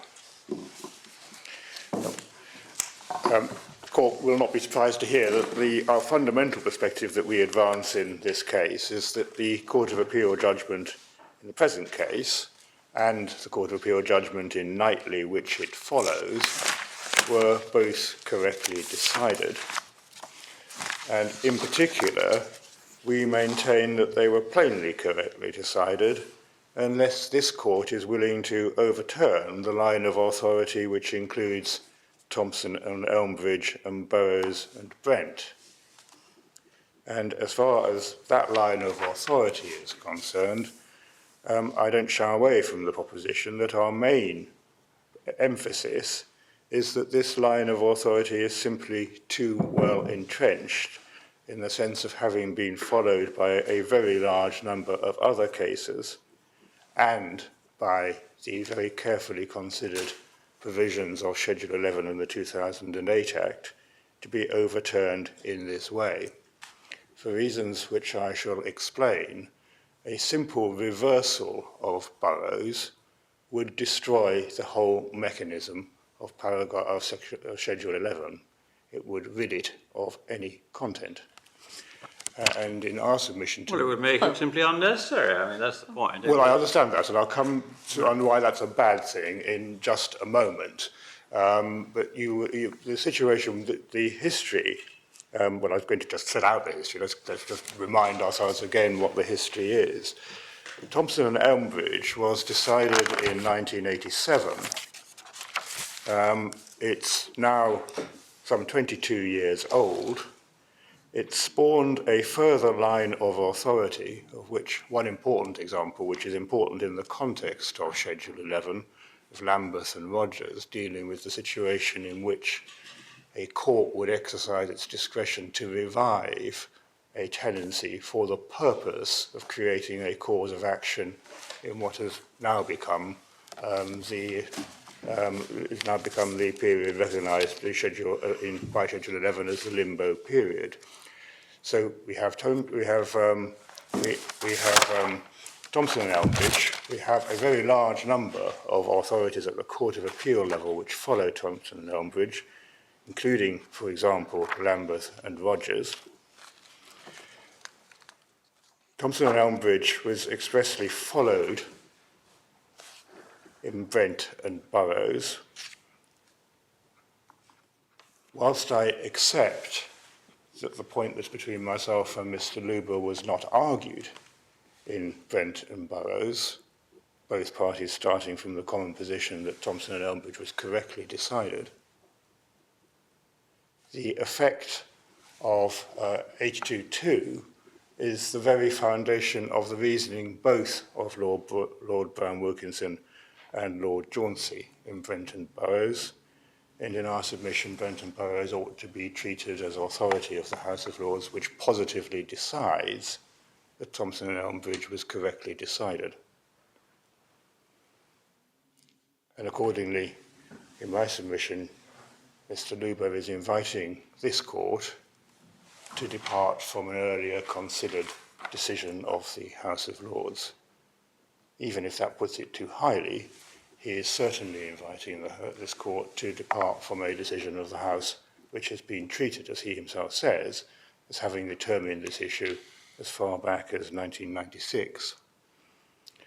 The history then includes further developments of the consequences of tolerated trespassers, in particular the Court of Appeal decision in Hassan, which my learned friend took the court to, which set out in paragraph 34 a list, I think, of nine alleged difficulties arising from this established line of authority.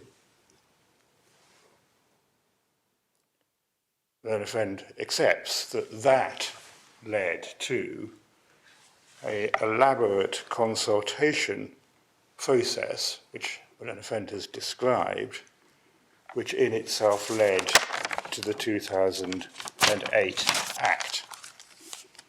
2008 Act being in the legislative process at the time of both the Court of Appeal decision in Knowsley and the decision of the House of Lords in Knowsley. As I hope I can demonstrate, the result of that consultation process was a deliberate decision not to reverse Thompson and Burroughs retrospectively, but instead to devise a machinery which reversed the adverse future effects of the line of authority as they were perceived. Machinery to do what? To reverse the adverse future effects, is what I said. The adverse future effects of the line of authority as they were perceived, whilst protecting landlords from the consequences of a fully retrospective reversal of the decisions.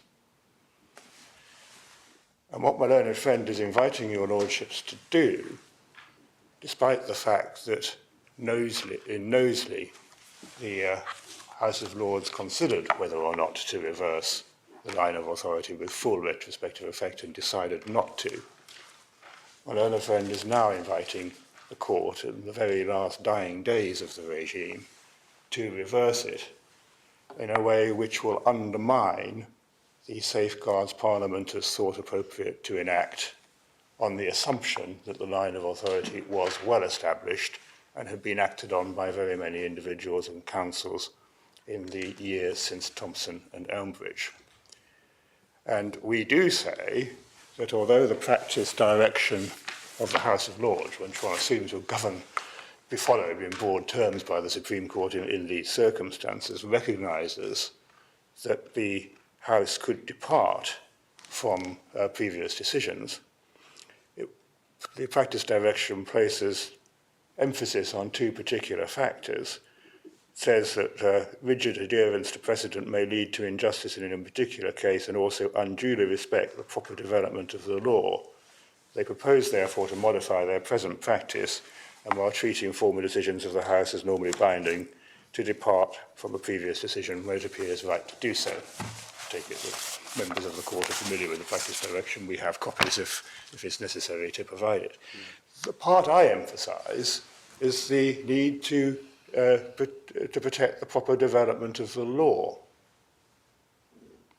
In our submission, a decision at this very last minute, the matter having been considered and thought about in Knowsley, to overturn Burroughs will lead to a mass of difficulties about how Schedule 11 is to be applied. And your lordships are aware already from what Mr. Luber has correctly said about the consultation process, that there was a very elaborate consultation process. So, presumably you're coming back to explore that more yes. fully, Mr. Drabble, because I'm not sure I fully appreciate all these difficulties. No, well, I think it may be sensible that it's slightly out of the order I intended to, but to take your lordships and my lady now to Schedule 11. Well, I don't want to disturb your order at all. I was just, No, just checking that this is a summary of what you're coming back to. Absolutely it is. Yes. We have two themes on the first issue. The first is that a submission, logically the first anyway, is a submission that Knowsley and Burroughs were decided on the basis of what we still say is the natural construction of Section 82, in particular Section 82.2. The construction that Thompson and Elmbridge put on the language of Section 82.2 is the natural construction. Yeah. It's a strained construction to achieve any other result.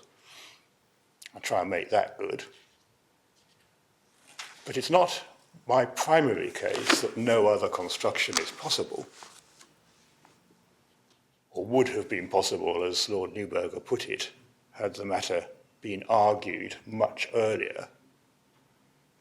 Our primary case is that it would be far from leading to the orderly development of the law to reverse it at this very last moment. I make that submission primarily on the basis of the 2008 Act and the consultation process which has led to it. And it may be sensible to go immediately to Schedule 11 to make good that proposition and to some guidance which explains the thinking of the department behind Schedule 11. So can I ask... Just before you go there, can I just put a point on the application of the 1966 practice direction? Yes. You may recall, I don't know whether you do, the case of Hall and Simons, yes, which dealt with the immunity of barristers. And that was a judge-made rule, which was thought, when the matter was reviewed in, 1996 or thereabouts, was thought to have outlived its usefulness, or really to be out of touch with the way matters had developed. Now, it may be, although Mr. Luber hasn't put it this way, that when you look at what has been going on, that there's this residue of what has been left from a judicial interpretation of the statute, which has created difficulties, which is more prone to being set aside by judicial decision, because it was itself the creation of a judicial decision. Well, I follow that. But the true analogy with that position will be the overturning of Rondell and Worsley at a position when Parliament had legislated a framework under which barristers could be held liable, which didn't go as far as the full common law reversal. Now, that's the true parallel, because when we get to Schedule 11, Schedule 11 very, very carefully does not reverse Burroughs with full retrospective effect. It doesn't do so because representations were made in the consultation process that the position of landlords in the interim period ought to be protected. And one of the facets of that that's easy to understand is that whereas a full reversal of Burroughs would would prove that repairing covenants had been in place throughout, so that no question of discretion would arise. The statutory scheme under Schedule 11 deliberately mirrors Lambeth and Rogers, that is, confirms that the judge has a discretion as to whether or not to direct that the tenancy is to be treated as a tenancy which has existed throughout the limbo period. And the guidance issued by the department emphasises that that discretion, indicates that the department envisages that that discretion will be exercised in the same way that Lambeth and Rogers envisaged. Now, the simple reversal of Burroughs just destroys that. And it may be sensible just to, as I say early on, why that is the case. If I can take the court then to Schedule 11.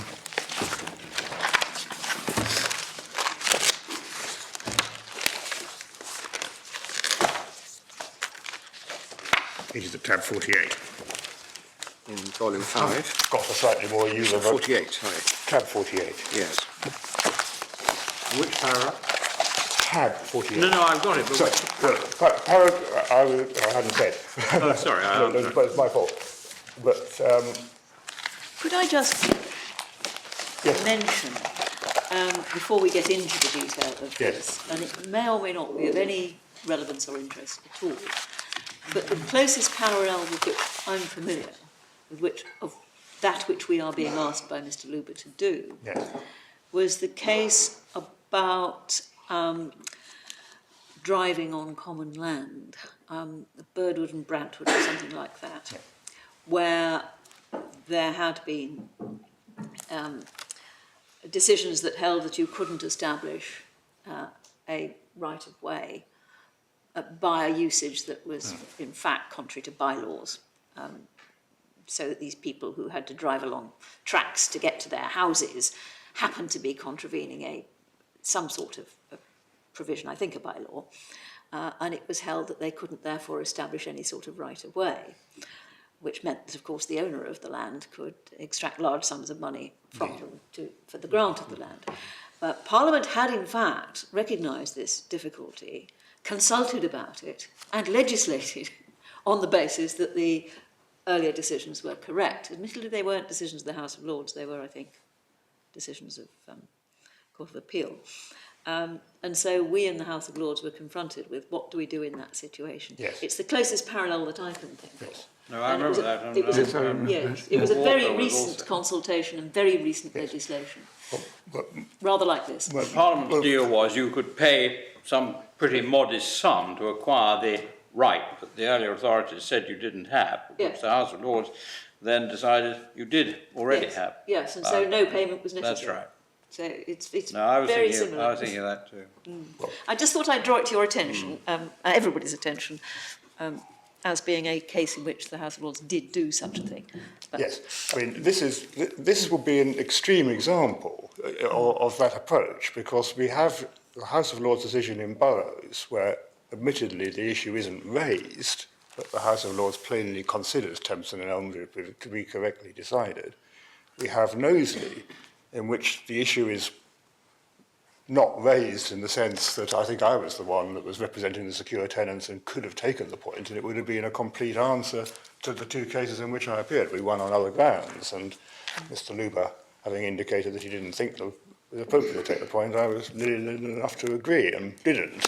But we do have a recent House of Lords case which deliberately decides not to interfere, admittedly not after argument, because of, inter alia, the prospective amendment of the scheme that was already in place in 2008. So this would be a very extreme example of a decision to decide that there never was, that the whole line of authority was misconceived.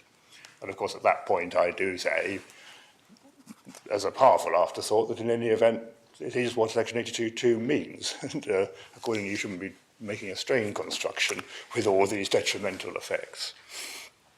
But I mean, the sharpest way of indicating to the court the full effect of these submissions is to take you to, as I say, Schedule 11, and it's tab 48, and it's the machinery that starts with paragraphs 15 and 16.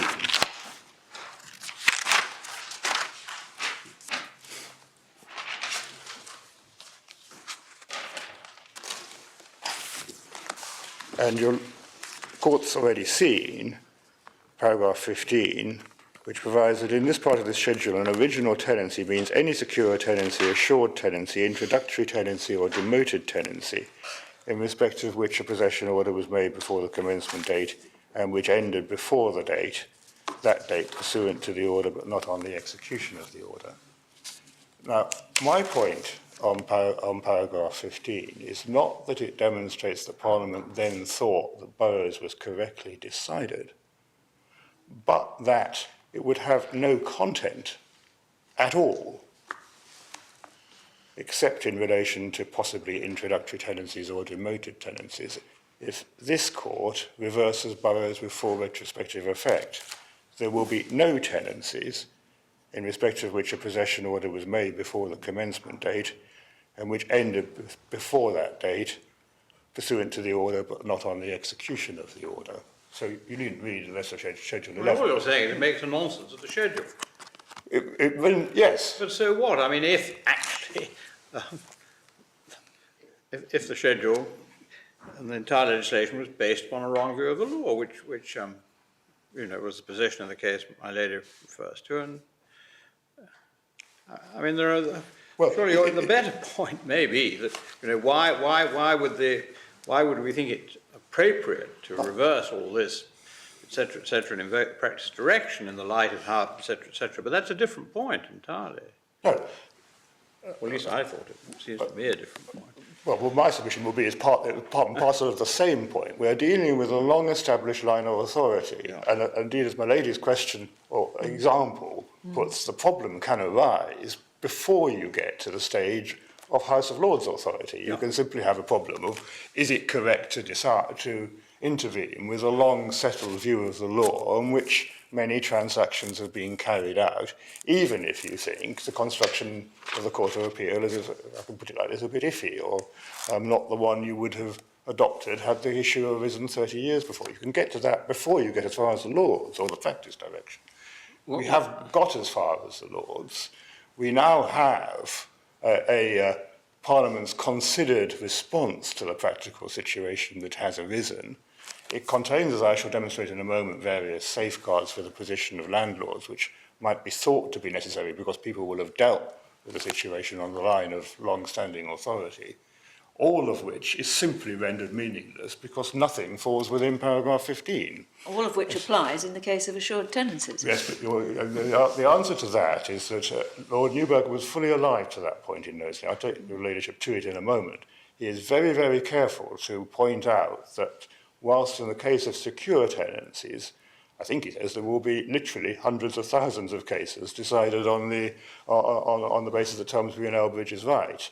The position in the assured tenancies is that there was no such case of Court of Record until the assured tenancy case itself, and Winona Friend's case. And he's at pains to say that. And when we come to what the department has said about the difference between secure tenancies and assured tenancies, they are fully alive to the fact that they needn't have commenced paragraph 15 in full because of Knowsley.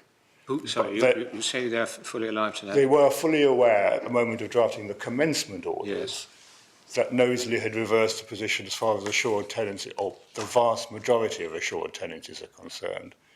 They are afraid there may be a few assured tenancies tucked in there which aren't affected by Knowsley, and therefore left it all in to deal with that. So there's a big policy difference between secure tenancies and assured tenancies. The secure tenancy position has been accepted as settled law since at least the House of Lords in Burgesses. So settled that Mr. Newburgh, as he then was, thought it appropriate simply to advance the argument on the basis that it was good law.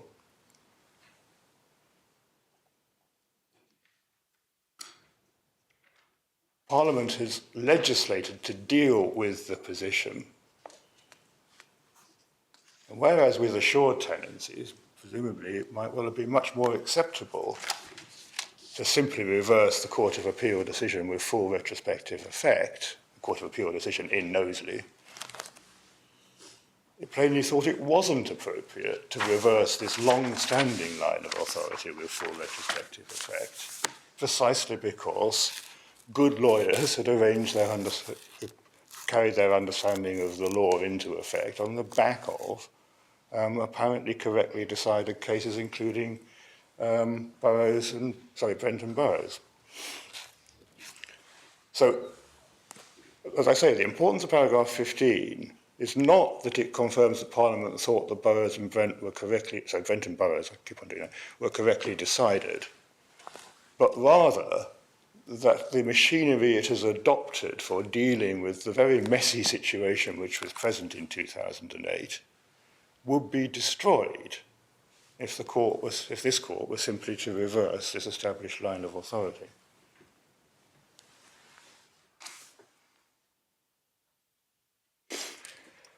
And your Lordship, Sir, my lady, has seen paragraph 16.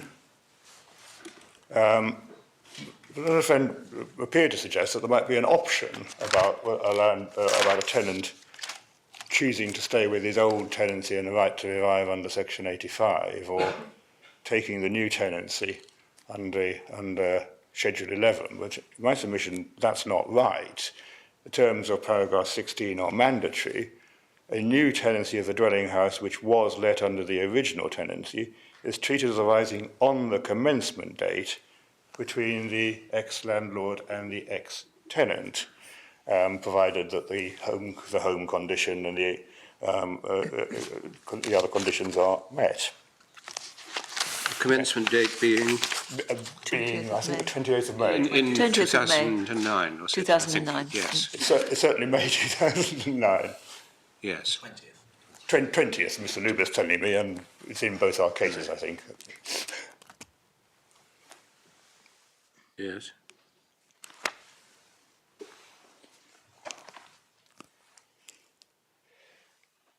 Now, then if one goes on to the machinery of the remainder of Schedule 11, the sharpest point is to point out that there's a heading continuity of tenancies just above paragraph 21.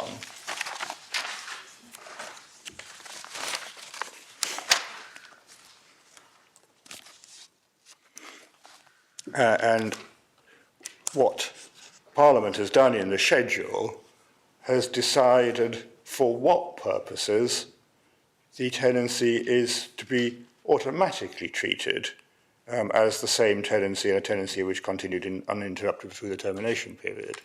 So it thinks it's positively acceptable, beneficial in policy terms for the tenancy to be continuous for those purposes, 21(2)A benefiting the landlord, because it prevents two successions arising, as my learned friend correctly states, 21(2)B being for the protection of the tenant in relation to the right to buy, and Mr. Luber said that 21(2)B didn't matter. I'm glad about that because I don't know what it refers to, so I shall keep quiet. But there we have a deliberate decision that some things are to be automatically treated as continuous. Yes. And then, importantly, in 21(3), in proceedings on a relevant claim, the court concerned may order that the new tenancy and the original tenancy are to be treated for the purposes of claim as A, the same tenancy, and B, a tenancy which continued uninterrupted throughout the termination period. The following are relevant claims, and then 4A, a claim by the ex-tenant or the ex-landlord against the other for the breach of a term or condition of the original tenancy, 1, in respect of which proceedings are brought on or after the commencement date, or 2, in respect of which proceedings were brought but not finally determined before that date. And then a claim by the ex-tenant against the ex-landlord for breach of statutory duty, and then any other claim or a description specified by the appropriate national authority by order. Now, can I just pause with that last one?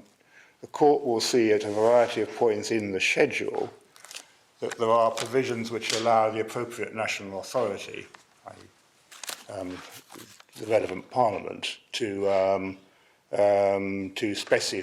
fine-tune the provisions of the schedule, no doubt to deal with problems that might arise in the future or problems that haven't been fully foreseen at this stage.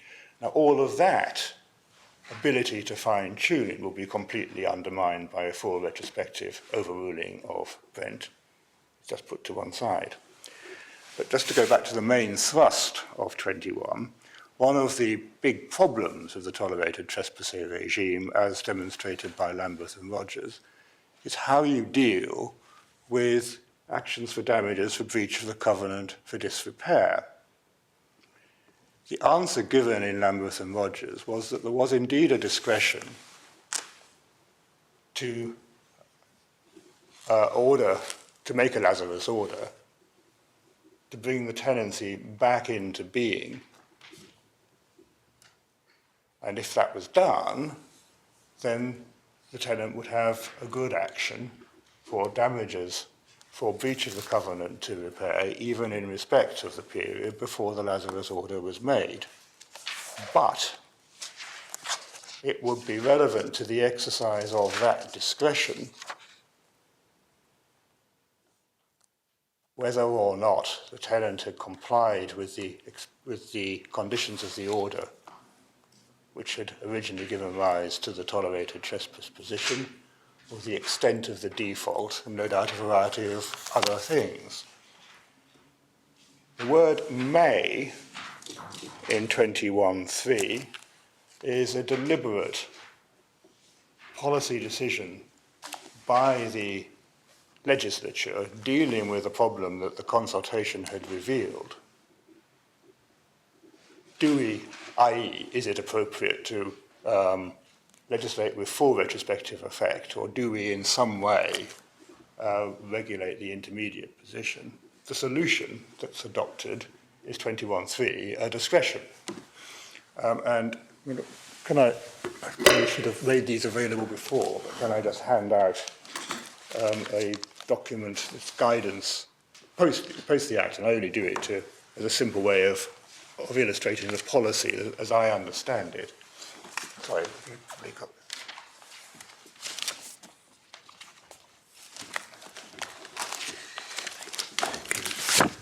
We've very nearly reached 4 o'clock. Perhaps we could just... Which I just tell us show your which Lordship parts to- these two paragraphs. Indeed, yes, if you would, and then we can start. Yes. The two paragraphs which are relevant to the submissions I've been making so far. Well, the first is this is actually, just to make it clear, this is guidance in respect to social landlords. So this is actually generated as guidance for the category of registered social landlords that Mr. Luber was telling you about, who are the beneficiaries, if that's the right word, of large-scale transfers of housing stock. But the general policy of the Act is the same, as I understand it in both. The reason why the assured tenancies are left in is explained at least in this guidance in paragraph 11.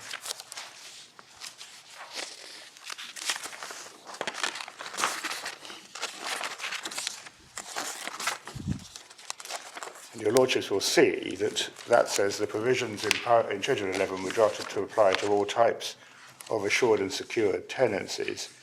Most RSL tenancies of assured periodic tenancy at the time the 2008 Act was going through Parliament. The effective existing case law was the tolerated trespasser doctrine applied to such tenancies. This was the result of the Court of Appeal judgment in the case of Knowsley and White, which involved an assured periodic tenancy.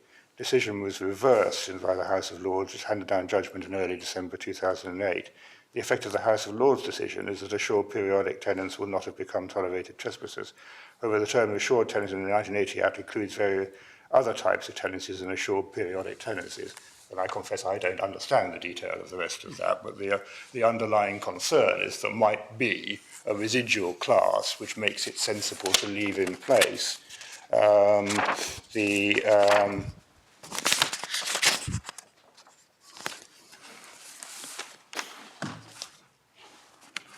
would leave in place the provisions of Schedule 11 dealing with assured tenancies. And then, my Lord and my Lady, paragraph 58, Your Lordship, or my lady, will see there's a heading, treated the original new tenancy as continuous for certain purposes.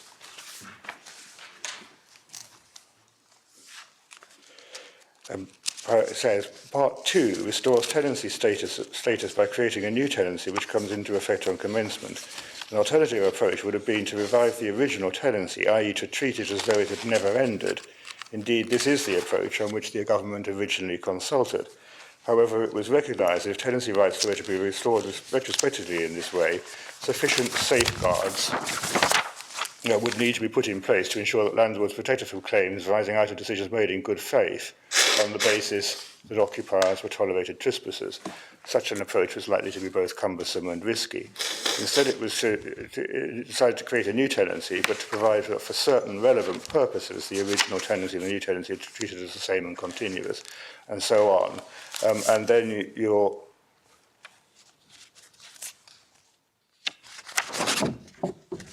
then over the page, finally, that I'm trespassing on the court's time, I draw the court's attention to, under the heading relevant claims, which is the claim where the repairing covenant example comes into play. Paragraph 64 describes the nature of the discretion and indeed says courts have already been making decisions of this nature when dealing with claims concerning tolerated trespassers. And I rely on that paragraph as an after the event statement that the intention of the Schedule 11 is to enact in statutory form the Lambeth and Rogers discretion. Well, I'm sorry, I've taken slightly longer. Well, thank you very much indeed. We'll rise now and sit again at 10 o'clock tomorrow morning. Yeah.